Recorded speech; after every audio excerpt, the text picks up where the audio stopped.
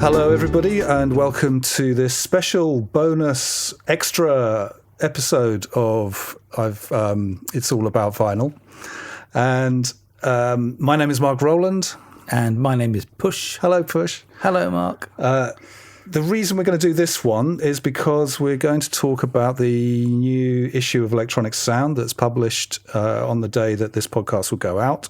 We don't actually have it in the office yet. No, we get we're about 2 or 3 days away from having it in the actual magazine. So we can't show you that. But we can show you the cover and... Well, people who are watching on YouTube anyway. Oh, yeah. Those of you who are watching on the radio won't get to see that. That's right. So we'll talk about that in a sec. But first of all, I just wanted to mention the fact that we are doing a live podcast event where we foolishly, well, I say foolishly, we booked in to do this live event. It's happening at the Norwich Arts Centre on February the 20th. There's going to be a very good evening, very fun. Everybody who comes will get a free 7-inch record and a free magazine. Yep. There's a showing of a film about Studio Electrophonique, which was a studio in Sheffield in the 1970s. Very interesting story. Yeah. I won't tell much more about that, but it's got Jarvis Cocker in it and various luminaries from the Sheffield music scene of the late 70s. Then we are going to do our live podcast on the stage. Yep.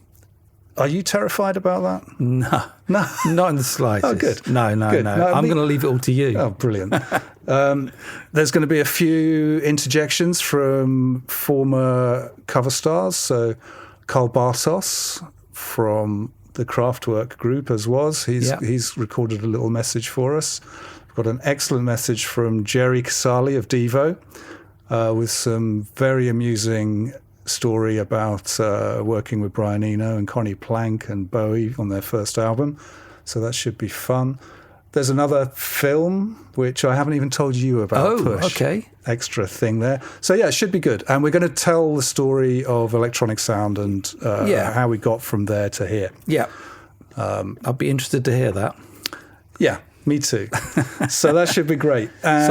So do come along if you're in the area. As I say, tickets are still available. So quite a few already. Yeah. But there's still some left. So it'd be great to see you there. Yep.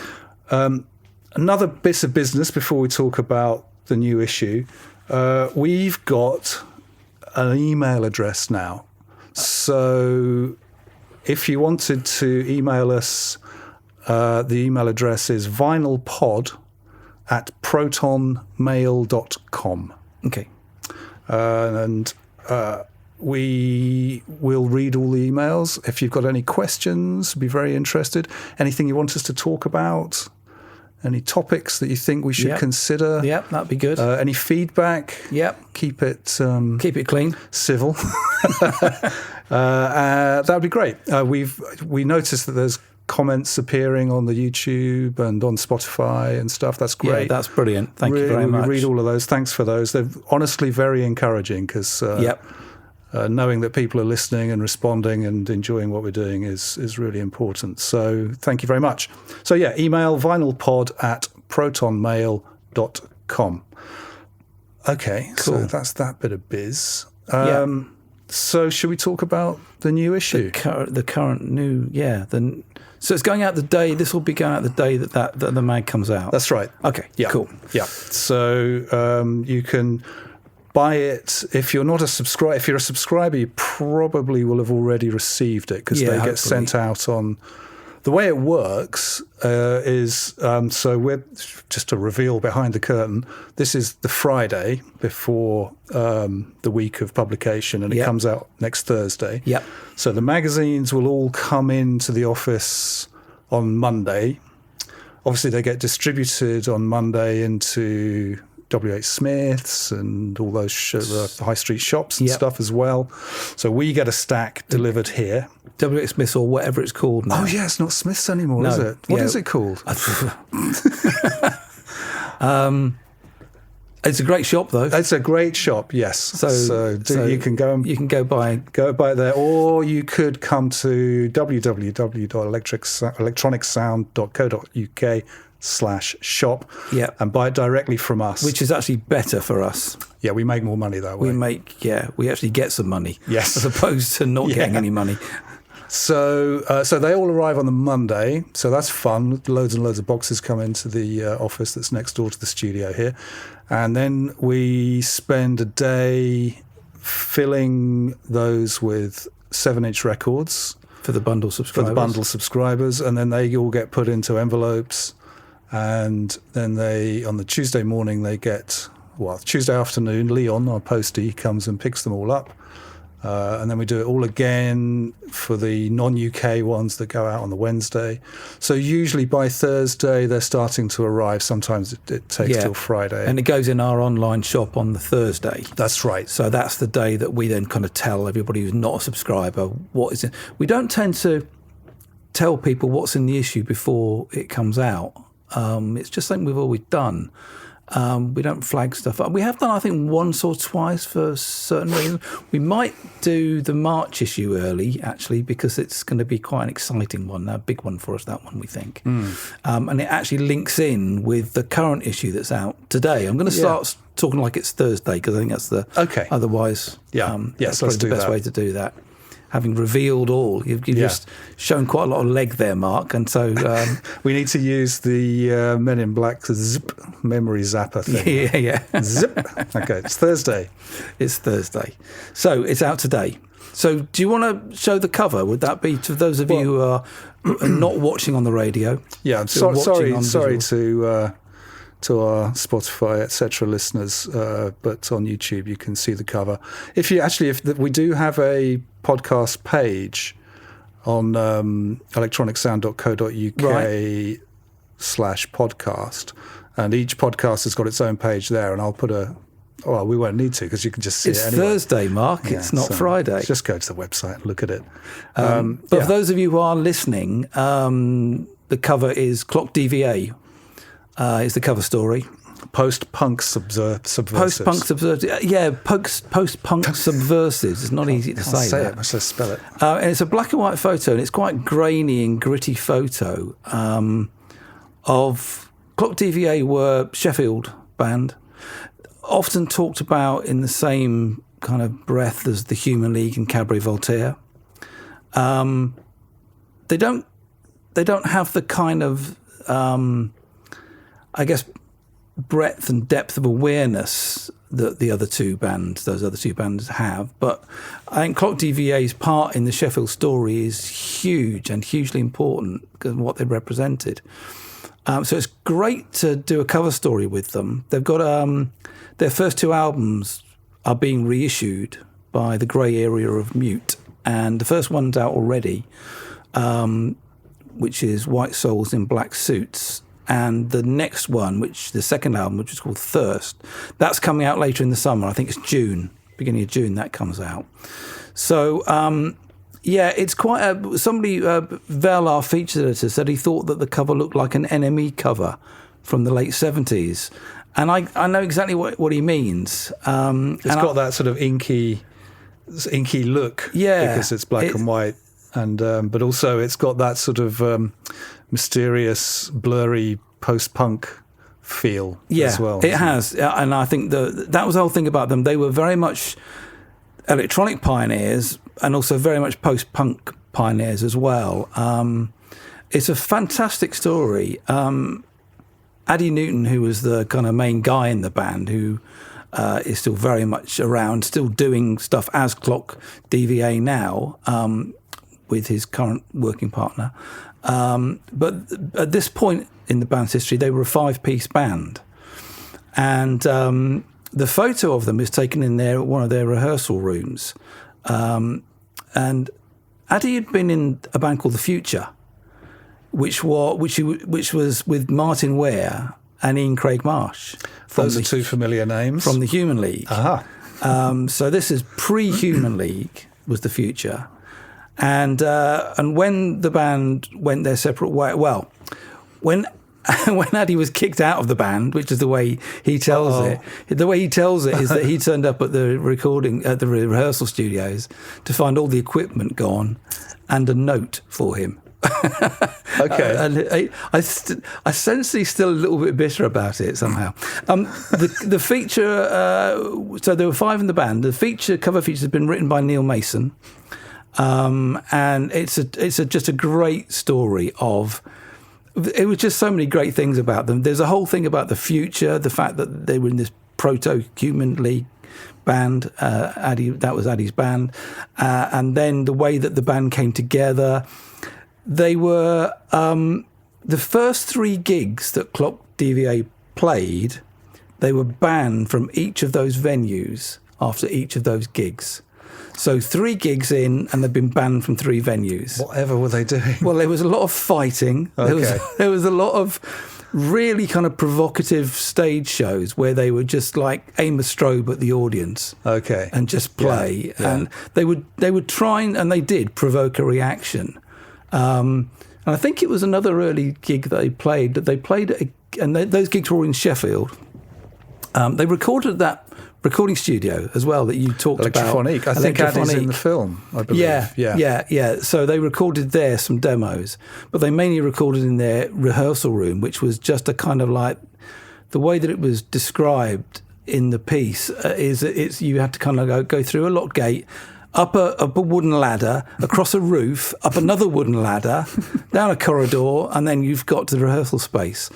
Because Sheffield was full of these little tiny rooms that had been used by the sort of steel industry craftsmen making bits of jewellery and tools and watch straps and things like that. Lots of sort of self-employed craftsmen going right back to workshops. And it was going right back 150, 200 years, something like that. And by the time the 70s came along, Clock DVA started, I think it was 1978 was when they were formed. By that point, a lot of these places were just empty. And all of the bands, Cabaret Hotel were the same, and all of the bands, they just used to break into these places and just squat in them for a few months and turn them into their little studios and rehearsal spaces. It's a bit like what happened in New York as well, isn't it? When the people started abandoning New York in the 70s because it was a disaster. Yeah, as a city, I guess it is the same actually. Suddenly these bands all, you could live there for nothing. Yeah. Didn't have any heating or no, that's right. Yeah, anything really. So they had to sort of steal electricity by plugging into a lamppost or something. I don't know how they did it. I don't know how they did it, but things like that. That happened in the 70s. The first Clock DVA album was recorded in one of these spaces, and they did it all in a day. They were the days like the first Beatles album. That's the way, kids. They had to. Before that, they'd done several tapes using Revox, but they had an 8-track Porter studio for this, which had to be lugged up the 2 ladders and across the roof and so on. So that was quite fun. But they recorded 2 albums in the course within a 6-month period. They're 2 very different albums. Both really good in their own ways. The first one is very improvisational, lots of quite heavy on the noise and the guitar aspect of it, and quite lacking in structure sometimes. In a very good way, I have to say, it's a terrific record. And the second album is much more song based and structured, but they were done 6 months apart. But they were released about 5 weeks apart. Oh, okay. So the first album came out in December 1979. And the second album came out in January 1980. Wow. The next month. Blimey, It's quite a story. And the story is great because they do these 2 albums. They play the Futurama in Leeds, big festival, which is also in there. That's a sort of connected feature, We've got another feature about the Futurama. We'll talk about that in a sec. Yeah. And then the 2 albums come out, and then Addy sacks the whole band, apart from the bass player, Judd. Okay. And that was kind of what Addy, the lineup changes that went through Clock DVA were just extraordinary. So these 2 albums, and the feature is like a bit of a snapshot in time. They changed guitarists between the 2 albums, so there was a lineup change, even though they were supposedly a settled lineup. It really wasn't. But one of the things I loved about it is the photo of them on the cover. You can't see any of their faces; they're all blurred, apart from one. And the one face that you can see is Roger Quayle, the drummer. And you can see him because when they took the photo, one of them said, "Let's all move so we can't see our faces. Let's all."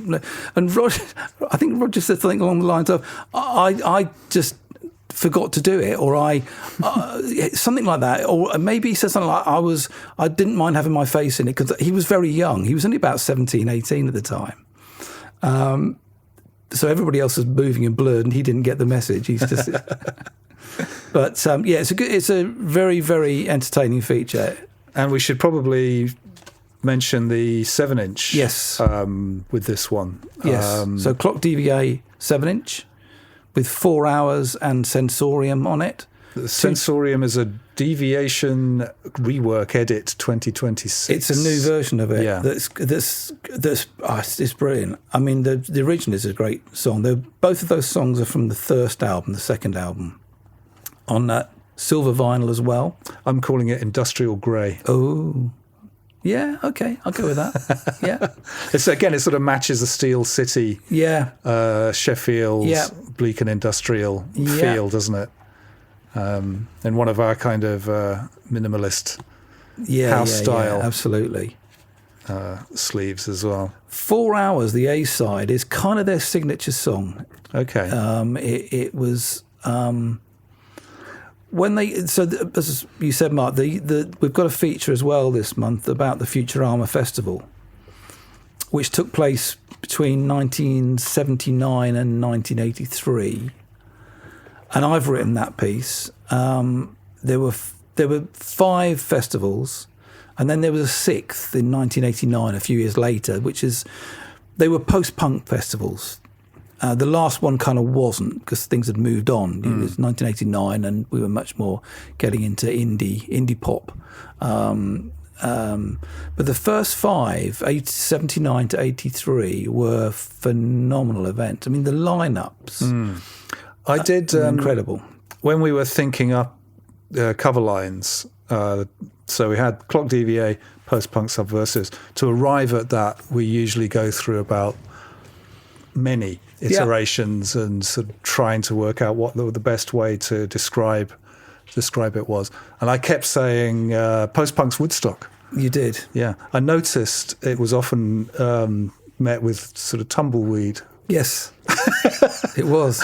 But now I've had an opportunity to say it on the podcast. So in many ways, Push, I think the Futurama Festival was a bit like post-punk's Woodstock. Well, see, the thing is, I felt that having the word Woodstock on the cover of Electronic Sound wouldn't really endear us to the readers. You do have a point. I thought they might get a bit confused and think we're suddenly talking about whoever played at Woodstock. Jimi Hendrix. Well, okay. Yeah. Kraftwerk. I don't think they were there. Oh, okay. I think they missed that one. And the other Woodstock all went on fire, didn't it? The one they did was it in the 90s or early 2000s? It was I don't know. Oh, maybe a story for another day. Maybe. the revisit of Woodstock, one of the most disastrous music festivals in the history of mankind. Well, yeah, the Futuramas were so maybe not like mentioning that. Woodstock was a good idea. Yeah. I bow to your superior knowledge. I went to all 5 of the Futuramas. They are, I mean, I never went to any of them. Yeah. But I saw the ads, and I think that the lineups are just incredible. Yeah, I mean, every band you would have wanted to see in that era was kind of played one, those. I just quickly read off. Pill played the first one, Joy Division, Cabaret Voltaire. Hawkwind played the first one, because there was always one or two bands that you didn't. Oh, hang on, what are they doing there? Second one was Susie and the Banshees. Clock DVA were at the second one. Psychedelic Furs. Robert Fripp played the second one with his band, The League of Gentlemen. Oh, right, yeah. And then you move on. Who played the third one? Bauhaus, Gang of Four. Virgin Prunes were at that one. Virgin Prunes refused to get off the stage. Had to have the plug pulled on them. John Keenan had to manhandle them off the stage, the promoter, John Keenan. Killing Joke later on. The Southern Death Cult. The Damned played the fourth one. Right. Dead or Alive played the four. Dead or Alive were brilliant. Really? Oh, they were amazing. Pete Burns was fabulous. Anyway, they were great kind of jamborees, and they were held in these. The three of them were in Leeds, Queen's Hall, which was it was cold, it was dark, it was dirty, it stank of petrol and diesel because it had been a tram shed for years, and then it became the bus park for Leeds City Council. And then they so also... what was it, like a huge... It was just a huge black hole. That's the way John Keenan, the promoters, describes it. Like a sort of... The title hangar of the bus it was station. Weekends, when they'd get all the buses out the weekend, and then they would reel in hundreds of cars for a used car auction on the weekend. So the whole place, petrol was soaked into every inch of that floor. Oh my God! They didn't do a health and safety check before they did that. It was incredible. They were days, eh? So the feature is the festival was always 2 days. Okay. So 5 years. Yeah. So the feature is called 10 Days in a Black Hole. Not camping, so you'd get a hotel or something? You'd sleep on the floor in your sleeping bag on the petrol-soaked floor. In the venue? Yeah. In the bus? We did, certainly for the first two, I did that. Did everybody do that? No, some people didn't. Some people, I don't know. Yeah, you were a the third one I stood. the third one I wasn't in Leeds. It was near Stafford Bingley Hall, which was a horrible place. That was like an agricultural shed with a tin roof. I saw the Who there as well. That was, you heard everything 3 times because it came off the roof and the back wall, every place. I slept in the car for that one for 2 nights and a lay-by down the road. So I'm just trying to get my head round. So you're in this petrol stinking place. It's full of goths and skinheads and punks and increasingly some futurists, hippies who didn't know the war was over yet. It was all kinds. Wow. And then you had the kind of flat top brigade, and later on all the Mohicans. Yeah. One of them, I think it was the fourth one. They had some football pitches at the back of the place where it was. And there were all the tribes played football with each other for the weekend. In between bands. Goths v skinheads. The Mohicans beat the hell out of the Goths. It was brilliant. It was really good. They were great fun. Wow. The other thing they used to do quite a lot was throw cans at bands. That was another thing. Oh, that was very much a thing. Fun sport of the day. And at the back of the Queen's Hall, there would be, over the course of the weekend, these huge pyramids of empty beer cans would pile up. There were like 2 or 3 of them back at the venue. And we call them ammo dumps, because it's where you would go to get your ammunition to chuck at the next band. It was very 70s today, I suppose. You guys. So anyway, so you're in this diesel fetid environment full of the tribes of the early 80s, late 70s. Yeah. And all these bands play. Yeah. The headline band plays at what, like 11 o'clock or something? Yeah, something like that. Yeah, earlier on the Sunday, because they'd have to get everybody out on the Sunday night. Yeah, so it'd be a bit earlier. I'm thinking the Saturday night. Yeah. So who's the headline? Like Susie and the Banshees or somebody? I think Susie and the Banshees were at the height of their pomp. Well, here's the yeah. I mean, John Keenan, the promoter, he had Hawkwind on the first one, who headlined. I can't remember which night it was. And then, I think it was Pill headlined the Saturday, and I think they headlined the Sunday, Hawkwind. But he then got into this idea that he would have like a kind of a jokey act. Right. So Gary Glitter played the second one before anybody knew about his horrendous behaviour. And I think he headlined the Saturday or the Sunday, and he got just canned. That's all it was. But the fifth one, which was the late 1983, he had the Bay City Rollers play. And it sort of backfired on him. The Bay City Rollers in 83, so... Yeah, I know.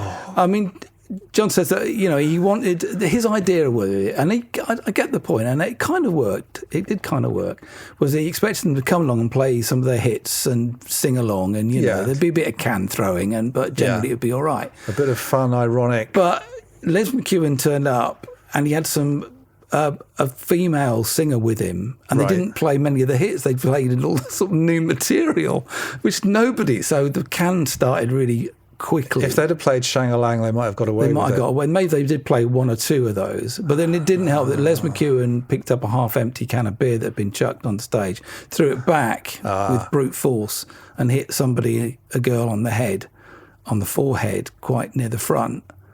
And I think that made the papers, that made the red top papers. Bloody hell! Did he have to be escorted from the premises? I don't after know that? what happened. People were emptying out. It didn't work. The Smiths were due to play, and the Smiths refused to play on the same bill as the Bay City Rollers. Oh, really? Yeah, and a couple of other people pulled Early out. example of Morrissey's no-shows. Yeah. So anyway, yeah, they were fantastic experiences. I Anyway, still haven't nailed right. this part of the evening. Okay. Sleeping arrangements. So I'm going to start again. Yeah. I'm going to paint the picture. Yeah. So you're in this huge, fetid, stinking diesel shed. Yeah. You've just seen Public Image, let's say. Yeah. 1981? 79. 79. Oh my God! So they're doing. It was like they're about their fifth official show. So they're doing Metal Box, or that was 79, wasn't it? No, they're doing First album. They're doing the first album. Yeah. Bloody hell! So They got heavily canned. did they? Yeah, because they weren't the Sex Pistols. Oh my God! That was the sort of. There was lots of punks at that first one. Outrageous. And they didn't. I mean, Lydon performed mostly. You're not getting to your question. I'm not going to let it go. Lydon had his back to the audience for the most part. Okay. And Joel Wobble was just dodging cans the whole. And he was kind of oblivious to it. Wobble was. He thought it was fun, but Lydon was furious. Really? Yeah. Anyway, we've seen them. So you're in this huge, smelly shed. Yeah. And you've just seen Public Image do the first album, as it turns out. Although I'm fairly sure Metal Box was quite 79. off my head, the first one, to be honest with you. Were you? I don't really remember that much about it. First album was 78, surely. I don't know. Oh, maybe. I'm going to fact check that one. I don't know. 78, I'm being told. It was 78, was it? Okay, so there you go. I think it's 78. So it must have been. Maybe Metal Box hadn't come out yet. Well, let's find out for next time. Yeah. You can do that on podcasts, can't you? We won't forget. So you're in this huge, smelly shed. You've just seen Public Image, and they go off stage. There's a bunch of everyone's just been throwing stuff. Yeah. There's football matches. Yeah. There's goths. There's skinheads. There's Toilets flooded. They always flood in the toilets at Queen's Hall. This sounds absolutely awful. And then the lights go and take the roadies are taking the gear off the stage, and you're just getting your sleeping bags out and going to sleep in this place. Yep. How many of you were doing that? I don't know. There was quite a lot. Hundreds.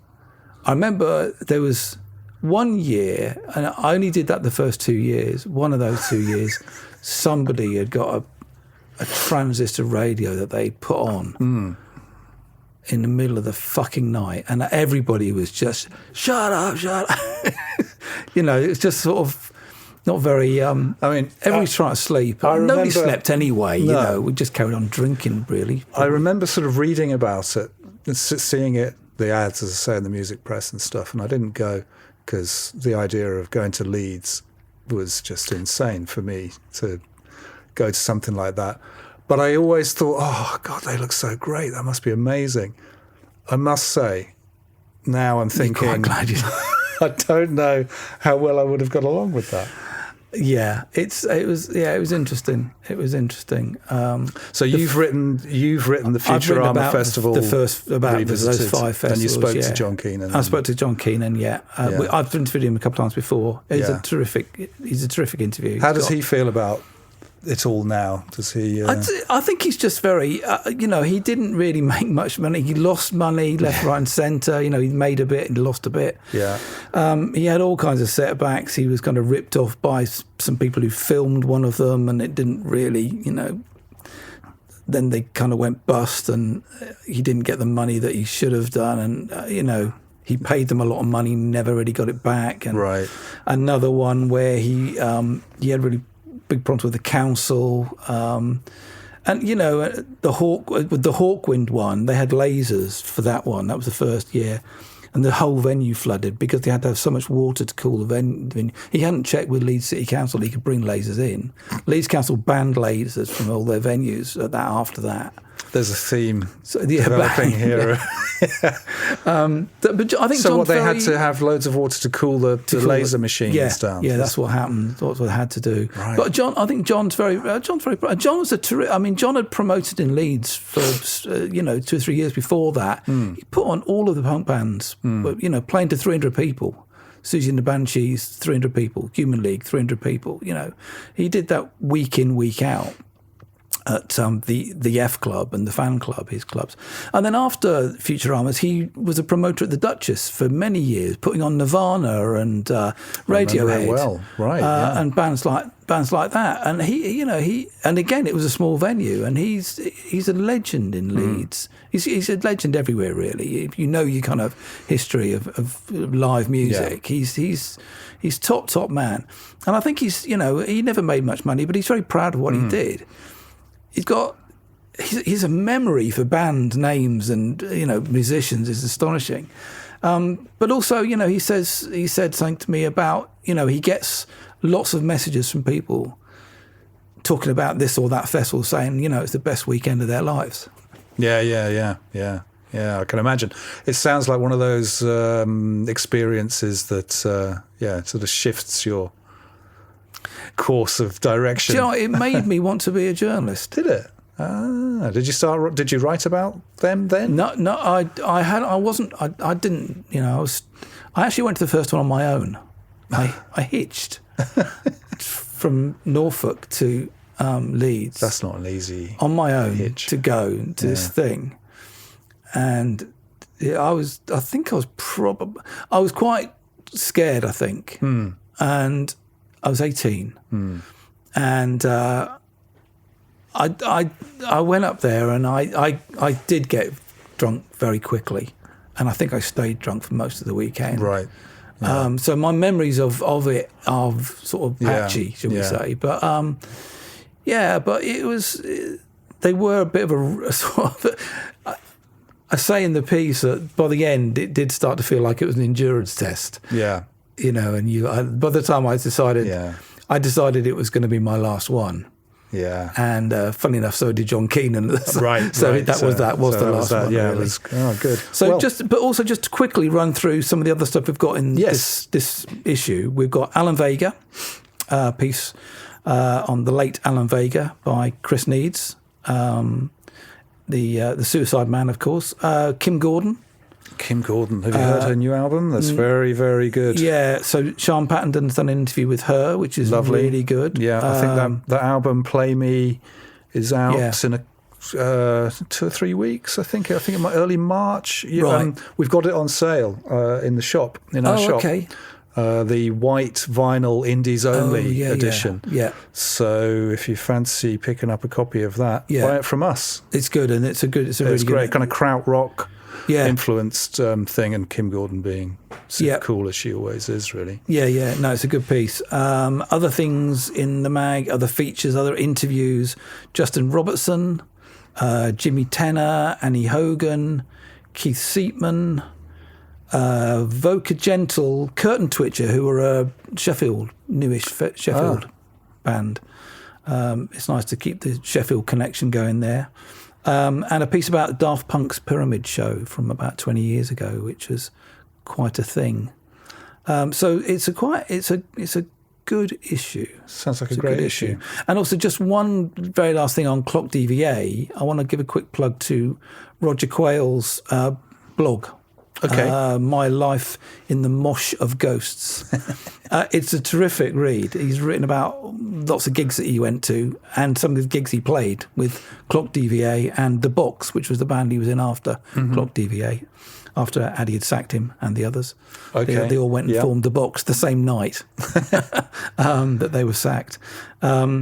So, there's loads of things, loads of albums, reviews, newsy things at the front, and all the usual stuff, really. Great. Okay. So you can pick a copy up, www.electronicsound.co.uk/shop. There's back issues there as well, but pick up the new issue, pick up the Kim Gordon album. And just to quickly say Yeah. that the next issue of Electronic Sound, so the March issue, Yeah. we have on the cover another Sheffield band. Can you guess who it is? Are we going to reveal that? No, we're not. No.